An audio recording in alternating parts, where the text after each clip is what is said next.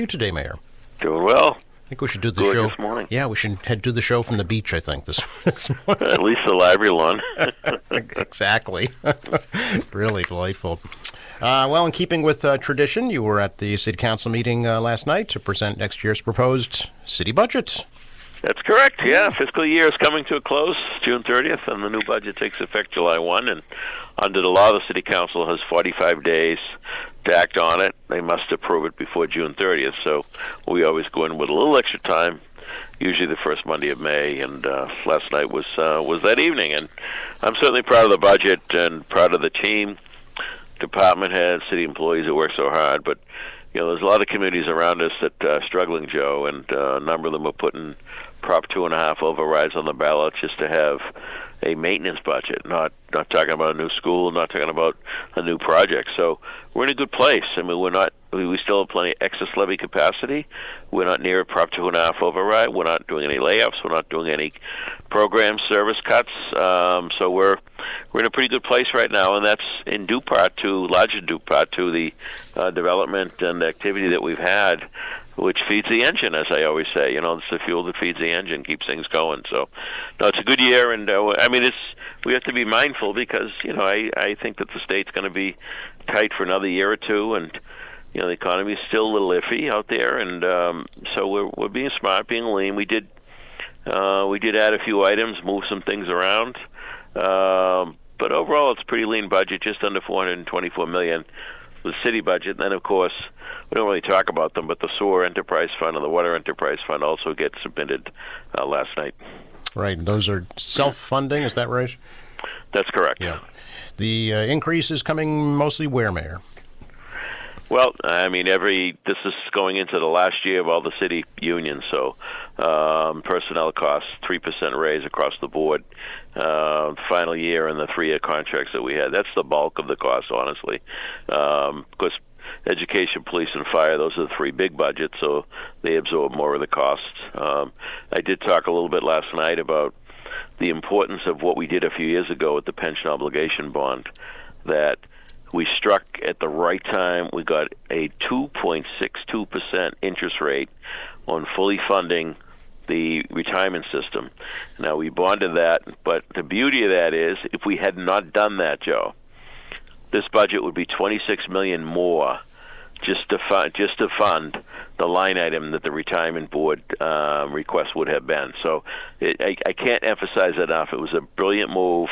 I'm grateful to the council that they supported at the time, and the municipal finance team that did an excellent job on that. So that was a huge, huge budget changer. The debt service for the city, Mayor, are you comfortable with that level? Yeah, I mean, I am. I mean, the fact of the matter is, Joe, infrastructure projects kicked the can down the road for years. And I'm not picking on anybody, but it's tough to make those decisions. But we've got over 80 municipal buildings. As you know, we talk about it. We got hundreds of miles of water lines, sewer lines, drain lines, roads. We have a lot of infrastructure needs. And that's one of the other things I often talk about. Talk about debt service. When they do the rating on the city, Joe, they look at not just what you have for money in the bank, what are you investing in your capital assets?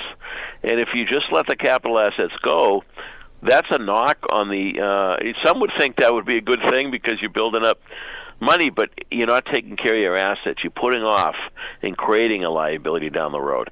So it's important that we continue to maintain those assets. I'm perfectly comfortable where we're at. And the debt service number is higher because of what we did with the pension obligation bond. Mm-hmm. That was $475 million. But as I just described, the impact it's had on the regular budget going forward, it's estimated about $180 million in savings over the 20 years. So yeah, the debt service looks high because of that. But, we're fixing roofs and boilers and windows and school buildings and firehouses, building a new police station. We're replacing water mains and relining sewer mains and so forth. So it's not like we're running off to the Caribbean spending the taxpayers' money. It's all investment going right back into the community, setting the city up to be in a good place long term. The old saying, leave it a little better than you found it, and that's our goal. One, I guess, notable addition, a new Department of Grants Management. I wonder if you could explain what that is. Yeah, certainly. We've had a few people working in grants. We've had it funded in different ways over the years, some of it by ARPA money. But essentially, there's a lot of grants out there. And, we've gone through COVID, we've gone through ARPA. But there's grant programs all the time, and we need people just to focus on that, writing the grants, applying for these grants, and it results in millions of dollars coming back to the city. So it more than pays for itself. In fact, I would suggest that some of the smaller communities didn't get the monies that they probably could have enjoyed through some of the federal money because they didn't have people that were working it all the time. And it's not only getting the grant, Joe, it's then compliance, making sure you follow exactly what the federal or state guidelines are, submitting the reports, and if the government comes in to do an audit, you handle the audit portion. So it's really important for a city our size to have a department such as that. Yeah, I know that's very important. The CDBG funds coming into the city over the many, many years. Well, the Congressman Lynch announced, he had some earmarks. One was money towards a firehouse. Well, if I didn't have this team writing those grants, providing him all the information and tools he needed, we wouldn't get that money. So it's very, very important to have some people at the table. Yeah. How much would this new department cost, Mayor? I don't have it in front of me, Joe, Okay. but it's probably in the 300,000 range. Okay. And number of personnel? 3. Okay. Yeah. You also mentioned, I know, last night the proposed mayoral salary and city council salary will be introduced in a separate order. So why was that? Yes. Yeah. Yeah, we'll do that in the next meeting in a separate order. We'll bring them in as an ordinance. And because I wanted to talk about the budget last night, and I felt that would have just dominated the discussion. Yes, sir. So I just assumed give the budget its fair due, and then we'll come back in and address the other issues. Okay. Does that also have to be completed, though, by the end of the fiscal year? Not necessarily, Oh, okay. but if it's included in the budget, it would be. Right. It would be.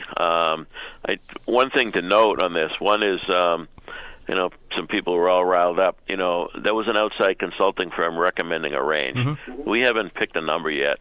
And I can assure you it's not going to be the numbers the press has been talking about. Okay. But you need to do. If I went to the council with a number, then the question would have been, well, how'd you come up with a number? Where's the backup? Where's the study?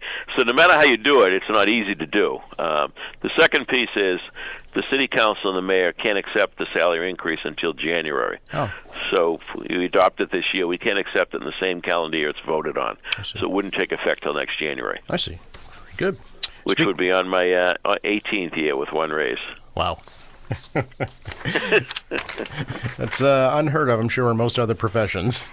Well, I mean, it's interesting because there's no necessary rhyme or reason when you look around. For whatever reason, elected mayors, salaries do not go up nearly like town managers, city managers. Yeah. The town manager of Plymouth makes $293,000. I mean, they're big land-wise, but population, they're not close to Quincy. Budget's not close to Quincy. So, I mean, it's awkward to talk about yourself, but it's really about the position, the CEO of the city, and the compensation should be better than where it's at. So, and, of course, for future as well, right?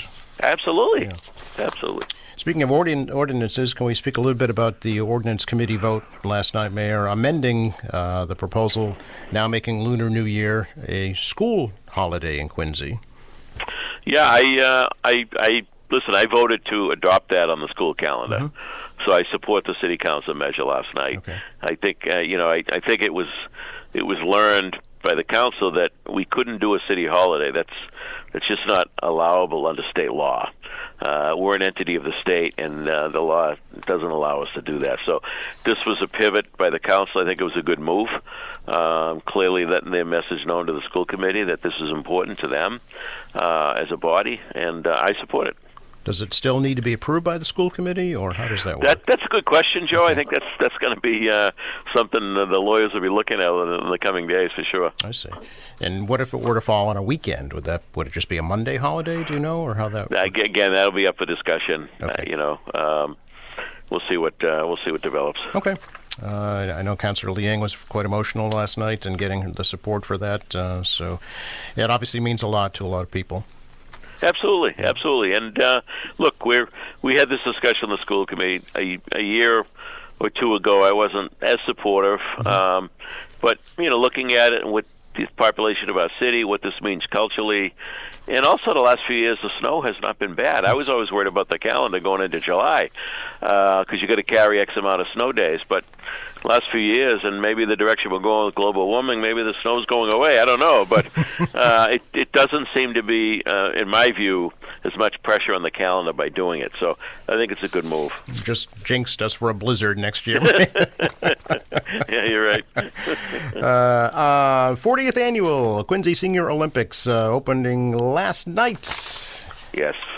I couldn't be there because I was preparing for the council and made the presentation, but it's hard to believe it's been around 40 years. I remember my early years in government when I became Council on Aging Director in 1988, appointed by Frank McCauley and Don Strong and the whole crew that was putting that together. It was a fun program, but also very meaningful. I mean, this is a big deal for these seniors to go out and whether it's walking, running, throwing the javelin, bocce, bowling, golf, whatever it may be, swimming. It gives them an additional purpose. In my view, hey, I can do this. Let's get out of the house and get out and be active. And that was the message with it. And I think it's been a great catalyst for people to be more active in the later years.